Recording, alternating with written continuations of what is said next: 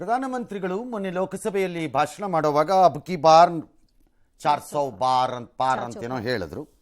ಅದಕ್ಕೆ ಈ ಪಡೆದ ಪ್ರಮಾಣ ವಚನ ಸ್ವೀಕಾರ ಮಾಡೋದಕ್ಕೆ ನಿರಾಕರಿಸ್ತೀರಾ ಅಂತ ಕಾಂಗ್ರೆಸ್ ವಾಗ್ದಾಳಿ ಅಂತ. ಯಾಕೆ ನಿರಾಕರಿಸ್ಬೇಕು ಅವರು? ಬಂದಿಲ್ಲ ಅಂತಂದ್ರೆ ಅಷ್ಟು ಬರುತ್ತೇನೋ ಹೋಪ್ಸ್ ಇಟ್ಕೊಂಡಿದ್ದೀವಿ. ಏನಕ್ಕೆ ನಿರಾಕರಿಸ್ಬೇಕು? ಅದಕ್ಕೆ ತಲೆಕೆಟ್ಟಿದ್ಯಾ ಅವ್ರಿಗೇನಾರು? ಹಾಂ, ಒಳ್ಳೆ ಕತೆ ಆಯಿತು.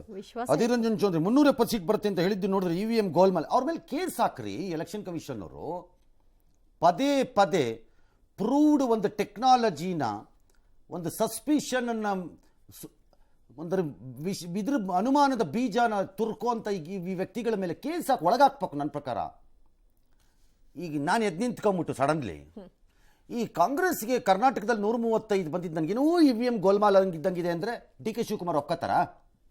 ಇಲ್ಲ. Will DK Shivakumar agree on it? ಇಲ್ಲ, ಜನಾಭಿಪ್ರಾಯ. ಆಗ DK ಶಿವಕುಮಾರ್ ನನಗೆ 135 ಬರುತ್ತೆ ಅಂತ ಇತ್ತು, ಗೊತ್ತಿತ್ತು ನನಗೆಲ್ಲ ಫಿಗರ್. ಅಂದರೆ ನೀವು ಮೊದಲೇ ಪ್ಲಾನ್ ಮಾಡಿದ್ರಾ EVMನ? ಏನು ಮಾನ ಮರ್ಯಾದೆ ನಾಚಿಕೆ ಬೇಡವಾ ಅಂತ ನಾನು ಕೇಳೋದು. ಪದೇ ಪದೇ ಅದನ್ನೇ ಹಿಡ್ಕೊಂಡು ಜಾಡ್ಸಕ್ಕೆ ಹೋಗ್ತಿರಲ್ಲ. ವಿಶ್ವಾಸ ಇಟ್ಕೊಂಡು ಹೇಳೋದು ಬೇರೆ. ಕೇಸ್ ಹಾಕ್ಬೇಕು. ನನ್ನ ಪ್ರಕಾರ ಎಲೆಕ್ಷನ್ ಕಮಿಷನ್ ಅವರು ಹಂಗೆ ಬಡಪಾಯಿಗಳು ಏನಾದ್ರು ಮಾಡಿದ್ರೆ ಕೇಸ್ ಹಾಕ್ತೀವಿ ನಿನಗೆ ಅಂತ ಎದುರಿಸ್ತೀರಿ. ಹಾಕ್ರಿ ಅವ್ರ ಮೇಲೆ ನೋಡೋಣ. ಪದೇ ಪದೇ ಅನುಮಾನ ಮಾಡೋದೇನ? ಕರ್ನಾಟಕದಲ್ಲಿ 135 ಬಂದಿದ್ದು ನಾವು ಯಾರೊಬ್ರು ಹೇಳಿದ್ರೆ ನಿಂತ್ಕೊಂಡು ಗೆದ್ದ ಕಡೆ ಆಗಲ್ಲ. 135 ಕಾಂಗ್ರೆಸ್ಗೆ ಬಂದಿರೋದು ನೋಡಿದ್ರೆ ಇಲ್ಲಿ ನಾವು EVM ಗೋಲ್ಮಾಲ್ ಆಗಿದೆ ಅಂತಂದರೆ ಒಪ್ಕೋತೀರಾ? ಕತೆ ಸರಿ. ಇನ್ನು ಕಾಂಗ್ರೆಸ್ ಟೀಕಿಸದೇ ಇದ್ದರೆ ಪ್ರಧಾನಿಗೆ ನಿದ್ದೆ ಬರಲ್ಲ ಅಂತ ಖರ್ಗೆ ಅವರು ಹೇಳಿದ್ದಾರೆ. ಓಕೆ, ಬೈ ಬೈ ಮೋದಿ ಅಂತೇನೋ ಹ್ಯಾಶ್ಟ್ಯಾಗ್ ಎಲ್ಲ ಮಾಡ್ಕೊಂಡಿದ್ದಾರಂತೆ. ಮುಗೀತು ಮೋದಿ ಯುಗ. ಮೋದಾನಿ ಇದು ಯಾರು? ಅದಾನಿ. ಇದಕ್ಕೆ ತೆಲಂಗಾಣನಲ್ಲಿ ನಿಮ್ಮ ಚೀಫ್ ಮಿನಿಸ್ಟ್ರು ಏನು ಗೋಡಂಬಿ ತಿಂತಾ ಇದ್ರ ಅಗ್ರಿಮೆಂಟ್ಗಳಿಗೆ ಸೈನ್ ಹಾಕಿದಾಗ? ಕಿತಾಕ್ರಿ ತೆಲಂಗಾಣ ಚೀಫ್ ಮಿನಿಸ್ಟರ್ನ, ಕಿತಾಕ್ರಿ, ಬಿಡಬೇಡಿ ಅವ್ರನ್ನ, ಕಿತಾಕಿ. ಇನ್ನು ಪ್ರಣವ್ ಮುಖರ್ಜಿಯವರ ಪುತ್ರಿ ಶರ್ಮಿಷ್ಠಾ ಒಬ್ಬ ನಿರ್ದಿಷ್ಟ ನಾಯಕನ ನಾಯಕತ್ವದಲ್ಲಿ ಪಕ್ಷ ನಿರಂತರವಾಗಿ ಸೋಲ್ತಾ ಇದ್ರೆ ಅದರ ಬಗ್ಗೆ ಚಿಂತನೆ ಮಾಡೋದು ಭಾಳ ಮುಖ್ಯ. ಮೇಡಮ್, ಯಾರಿಗೆ ಹೇಳ್ತಿದ್ದೀರಿ ಇದನ್ನು? ಕಾಂಗ್ರೆಸ್ಗೆ ಚಿಂತನೆ ಮಾಡೋದೆಲ್ಲ ನಡೆಯಲ್ಲ ಕಾಂಗ್ರೆಸ್ಸಲ್ಲಿ. ಮತ್ತೆ ಸರ್, ಸುಮ್ಮನೆ ಕುದುರೆ ಕಟ್ಕೊಂಡಂಗೆ ಓಡ್ತಾ ಇರೋದು ಒಬ್ಬರಿಂದ ಫ್ಯಾಮಿಲಿನಲ್ಲಿ. ಅವ್ರಿಗೆ ಚಿಂತನೆ ಪಂತನೆ ಎಲ್ಲ ಗೊತ್ತಿದ್ದಿದ್ರೆ ಹಿಂಗೆಲ್ಲ ಆಗ್ತಾನೆ ಇರಲಿಲ್ಲ. ಅವ್ರ ಪಕ್ಷಕ್ಕೆ ಇಷ್ಟೊಂದು ಕಷ್ಟ. ಚಿಂತನೆ ಪಂತನೆ ಎಲ್ಲ ಹೇಳ್ಬೇಡಿ, ಸುಮ್ಮನೆ waste. S.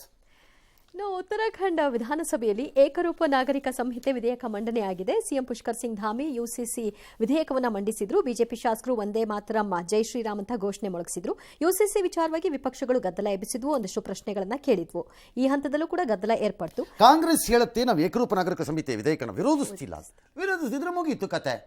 First of all uniform civil code ಬಂದರೆ ಈ ದೇಶಕ್ಕೆ ಹೇಗಾಗತ್ತೆ, ಆಗಲ್ಲ, ಆಗಬೇಕಾ ಬೇಡವಾ ಅನ್ನೋದೆಲ್ಲ ಪ್ರಸ್ತಾಪ ಬಂದಿರೋದೇ ಸುಪ್ರೀಂ ಕೋರ್ಟ್ ಡೈರೆಕ್ಷನ್ಸ್ ಅಲ್ಲಿ.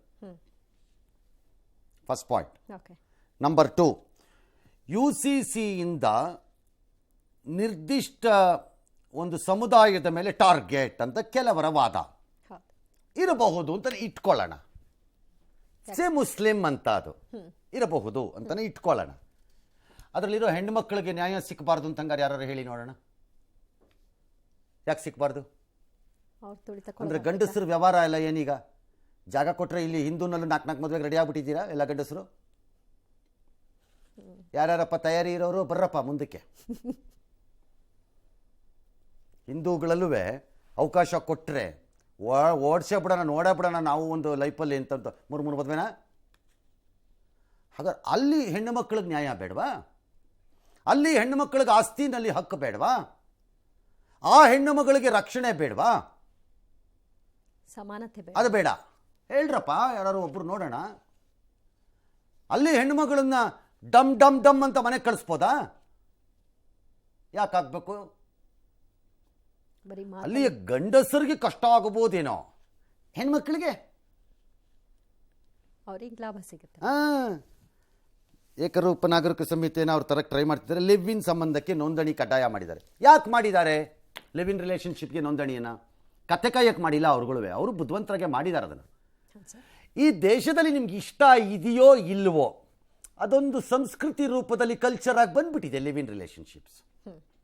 ನಮ್ಗೆ ಇಷ್ಟ ಇದೆಯೋ, ನಮ್ಮ ಪದ್ಧತಿ, ನಮ್ಮ ಸಂಸ್ಕೃತಿ, ನಮ್ದೇನೋ ಆಚಾರ ವಿಚಾರಗಳಿಗೆ ಅದು ಹೊಂದಾಣಿಕೆ ಆಗುತ್ತೆ ಅಂತ ತುಂಬ ಟ್ರೆಡಿಷನಲಿ ಯೋಚನೆ ಮಾಡೋರ್ಗೆ ಅನ್ಸತ್ತೋ ಬಿಡತ್ತೋ ಅದು ಬಂದ್ ಆಗೋಗಿದೆ. ಹೌದಲ್ವಾ? ಅದು ಅವ್ರವ್ರ ಆಯ್ಕೆ ಅಂತ ನಾವು ಟ್ರೀಟ್ ಮಾಡಾಗೋಗಿದೆ. ಇಲ್ಲಿ ಪ್ರಾಬ್ಲಮ್ ಈಸ್ ಇನ್ ಲಿವಿಂಗ್ ರಿಲೇಷನ್ಶಿಪ್ಪಲ್ಲಿ ಅನ್ಡಿಕ್ಲೇರ್ಡ್ ಆಗಿ ಮಗುಗಿಗೂ ಹುಟ್ಕೊಂಡ್ರೆ ಜವಾಬ್ದಾರಿ ಯಾರು ತಗೋಬೇಕು? ಯಾರು ತಗೋಬೇಕು ಜವಾಬ್ದಾರಿ ಆ ಮಗುಗೆ? ಅದಕ್ಕೆ ರಿಜಿಸ್ಟರ್ ಮಾಡುವಂತಿರೋದವರು. ಜವಾಬ್ದಾರಿ ಯಾರಿಗೂ, ಮತ್ತೆ ನಾಳೆ ಜವಾಬ್ದಾರಿ ಯಾರಿಗೆ ಬರಬೇಕು? ನಾಳೆ ಇದೆಲ್ಲ ಜಾಸ್ತಿ ಆಗ್ತಾ ಹೋಗುತ್ತೆ. ಇನ್ನು ನೋಂದಣಿ ವಿವಾಹಿತ ಅಪ್ರಾಪ್ತ ಆಗಿದ್ರೆ ಅಪರಾಧ, ಅದಲ್ಲ ಕರೆಕ್ಟು. ಮಕ್ಕಳಿಗೆ ಕಾನೂನಲ್ಲಿ ಅವಕಾಶ ಸಿಗತ್ತೆ, ಲಿವ್ ಇನ್ ಸಂಬಂಧದಿಂದ ಜನಿಸಿದ ಮಕ್ಕಳಿಗೆ ಆಸ್ತಿ ಹಕ್ಕು ಸಿಕ್ಕತ್ತೆ, ಅದೆಲ್ಲ ಹಾಕಿದ್ದಾರೆ. ಹಾಗಾಗಿ ಇದನ್ನು ಭಾಳ ದೊಡ್ಡದಾಗಿ ಮತ್ತೆ ರಾಜಕೀಯ ಪಕ್ಷಗಳು ಇದು ಮುಸ್ಲಿಂ ವಿರೋಧಿ, ಇದು ಇನ್ಯಾವುದೋ ಬಹುಸಂಖ್ಯಾತ ಹಿಂದೂ ಪರ, ಇದದು ಇದಿದು ಅಂತಾನೆ ನೋಡಿದ್ರೆ ಮತ್ತೆ ನಿಮ್ಮ ಯಾವುದು ಶಿಲಾಯುಗದ ಮನಸ್ಥಿತಿನ ತೋರಿಸತ್ತಷ್ಟೇ. ಅದು ಯಾವುದರಲ್ಲೂ ಕೂಡ ಕಾಂಗ್ರೆಸ್ ತನ್ನ ನಿಲುವುಗಳನ್ನ ಬೇಗ ಪ್ರಕಟ ಮಾಡಲ್ಲ. ಈ ವಿಷಯದಲ್ಲಿ ನಾವು ವಿರೋಧ ಮಾಡಲ್ಲ ಅಂತ ಬೇಗ ಹೇಳ್ಕೊಂಡಿದ್ದಾರಲ್ಲ ಸರ್. ಏನೋ ಹೇಳಿಬಿಟ್ಟಿದ್ದಾರೆ, ನೋಡೋಣ ಮುಂದೆ. ಎಸ್, 2 ವರ್ಷಗಳ ಹಿಂದೆ ಗುತ್ತಿಗೆದಾರ ಸಂತೋಷ್ ಪಾಟೀಲ್ ಆತ್ಮಹತ್ಯೆ ಪ್ರಕರಣವನ್ನು ಖಂಡಿಸಿ ವಿಪಕ್ಷದಲ್ಲಿದ್ದ ಕಾಂಗ್ರೆಸ್ ಅಂದಿನ ಸಚಿವ ಈಶ್ವರಪ್ಪ ರಾಜೀನಾಮೆಗೆ ಒತ್ತಾಯಿಸಿ ದೊಡ್ಡ ಮಟ್ಟದಲ್ಲಿ ಪ್ರತಿಭಟನೆ ಮಾಡಿದ್ರು. ಆಗಿನ ಸಿಎಂ ಬೊಮ್ಮಾಯಿ ನಿವಾಸಕ್ಕೂ ಮುತ್ತಿಗೆ ಹಾಕಲಿಕ್ಕೆ ಸಿದ್ದರಾಮಯ್ಯ, ಎಂಬಿ ಪಾಟೀಲ್, ರಾಮಲಿಂಗಾರೆಡ್ಡಿ, ಸುರ್ಜೇವಾಲಾ ಸೇರಿ ಹಲವರು ಹೋಗಿದ್ರು. ಅವರ ವಿರುದ್ಧ ಈಗ ಕ್ರಿಮಿನಲ್ ಕೇಸ್ ಕೂಡ ದಾಖಲಾಗಿತ್ತು. ಇದನ್ನ ರದ್ದು ಮಾಡುವಂತೆ ಕೋರಿ ಸಿಎಂ ಸಿದ್ದರಾಮಯ್ಯ ಸೇರಿ ಹಲವರು ಅರ್ಜಿಯನ್ನ ಹಾಕೊಂಡಿದ್ರು. ಹೈಕೋರ್ಟ್ ವಜಾ ಮಾಡಿದೆ. ಜೊತೆಗೆ 10,000 ದಂಡವನ್ನು ಕೂಡ ವಿಧಿಸಿದೆ. ಜೊತೆಗೆ ಜನಪ್ರತಿನಿಧಿಗಳ ಕೋರ್ಟ್ ಮುಂದೆ ಖುದ್ದು ಹಾಜರಾಗಬೇಕು ಅಂತ ಕೂಡ ಸೂಚನೆ ಕೊಟ್ಟಿದ್ದು, ಒಬ್ಬೊಬ್ಬರಿಗೂ ಒಂದೊಂದು ಡೇಟ್ ಅನ್ನ ನಿಗದಿಪಡಿಸಿದ್ದಾರೆ. ಈ ಮಧ್ಯೆ ಬಿಎಸ್ವೈ ವಿಜಯೇಂದ್ರ ಸೇರಿ ಬಿಜೆಪಿ ನಾಯಕರ ವಿರುದ್ಧ ಫೇಸ್ಬುಕ್ನಲ್ಲಿ ಅವಹೇಳನಕಾರಿ ಪೋಸ್ಟ್ ಹಾಕಿದ್ದ ಪ್ರಕರಣದಲ್ಲಿ ಡಿಸಿಎಂ ಡಿಕೆ ಶಿವಕುಮಾರ್ಗೆ ಸಂಕಷ್ಟ ಎದುರಾಗಿದೆ. ಡಿಸಿಎಂ ವಿರುದ್ಧ ಎಫ್ಐಆರ್ ದಾಖಲಿಸುವಂತೆ ಹೈಗ್ರೌಂಡ್ಸ್ ಠಾಣೆಗೆ ಬೆಂಗಳೂರಿನ ಜನಪ್ರತಿನಿಧಿಗಳ ಕೋರ್ಟ್ ಸೂಚನೆ ಕೊಟ್ಟಿದೆ. ರೈಟ್, ಪೈನ್ ಬಿತ್ತಾ ಸರ್, ಕಟ್ಬೇಕೀಗ. ಇಲ್ಲಿ ಸುಪ್ರೀಂ ಕೋರ್ಟ್ಗೆ ಹೋಗ್ಬೇಕೀಗ, ಹಾಜರಾಗಬೇಕಲ್ಲ ಸರ್. ಎಲ್ಲ ಸುಪ್ರೀಂ ಕೋರ್ಟ್ಗೆ ಹೋಗಿ ಸ್ಟೇ ಕೇಳಬೇಕು, ಕಟ್ಟಂಗಿಲ್ಲ ಅಂತ. ಫೈನ್ ಕಟ್ಟೋ ಹಾಗಿಲ್ಲ ಅಂತ ಅಲ್ಲ, ನಾವು ಕಟ್ಟಲ್ಲ, ಅಷ್ಟೇ ಕೊಡಿ ಅಂತ ಕೇಳಬೇಕು. ಹೈಕೋರ್ಟ್ ರಾಂಗ್ ಇದ್ದಾರೆ ಅಂತ ಹೇಳಬೇಕು. ನ್ಯಾಯಮೂರ್ತಿ ಕೃಷ್ಣ ದೀಕ್ಷಿತ್ ಅವರ ಪೀಠ ಅದನ್ನು ಕೊಟ್ಟಿದೆ. ಭಾಳ ಕರೆಕ್ಟಾಗಿ ಕೊಟ್ಟಿದ್ದೀರಿ, ಸರಿಯಾಗಿ ಮಾಡಿದ್ದೀರಿ ಹೇಳ್ತೀನಿ. ಇದು ಮೇಲಿಂದ ಬಂದರೆ ಬುಡದಲ್ಲೆಲ್ಲ ಸರಿ ಹೋಗುತ್ತೆ. ಅವಾಗ ಇಲ್ಲ ಅಂದರೆ ನಾವು ಮಾಡಿದ್ದೆ ಸರಿ ಅನ್ನೋದು ನಿಲ್ವು ಇಲ್ಲ, ಸರಿ ಹೋಗುತ್ತೆ ಬುಡದಲ್ಲಿ. All right. ಕೇಂದ್ರ ಸರ್ಕಾರ ಭಾರತ್ ಬ್ರ್ಯಾಂಡ್ ಹೆಸರಲ್ಲಿ ರಿಯಾಯಿತಿ ದರದಲ್ಲಿ ಈರುಳ್ಳಿ, ಗೋಧಿ ಹಿಟ್ಟು, ಕಡಲೆಬೇಳೆ ನೀಡ್ತಿತ್ತು. ಈಗ ಅದರ ಹೆಸರಿನಲ್ಲಿ ಅಕ್ಕಿ ತಂದಿದೆ. ಪ್ರತಿ ಕೆ ಜಿಗೆ 29 ರೂಪಾಯಿ. ಬ್ಯೂಟಿಫುಲ್, ಸಖತ್ ಪ್ರೈಸಿಂಗ್, ಅದು ಸಖತ್ತಾಗಿದೆ ಬೆಲೆ. 5 ಮತ್ತು 10 ಕೆ ಜಿ ಪ್ಯಾಕೆಟ್ ರೂಪದಲ್ಲಿ ಸಿಗತ್ತೆ.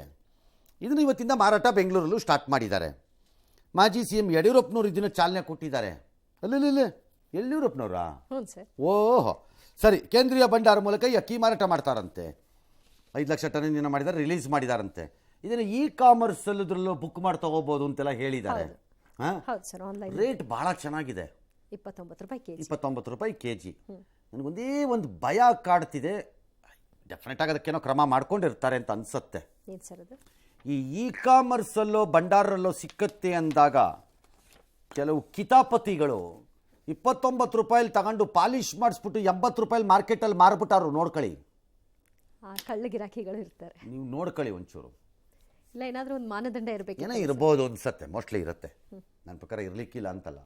ಅದನ್ನು ಬಿಚ್ಚಿಬಿಟ್ಟು ಪಾಲಿಶ್ ಮಾಡಿಸ್ಬಿಟ್ಟು ಕ್ಲೀನಾಗಿ 60 to 80 rupees open market sale ಅಂತ ಬಿಟ್ಕಿಟ್ಬಿಟ್ಟವ್ರು. ನೋಡ್ಕೊಳ್ಳಿ, ಕರೆಕ್ಟಾಗಿ ಮಾಡಿದ್ದಾರೆ ಅಂತ ಕಳ್ಳರು ಇರ್ತಾರೆ ಈ ದೇಶದಲ್ಲಿ. ಅದಕ್ಕೆ ಹೇಳ್ತಿರೋದು ನಾನು.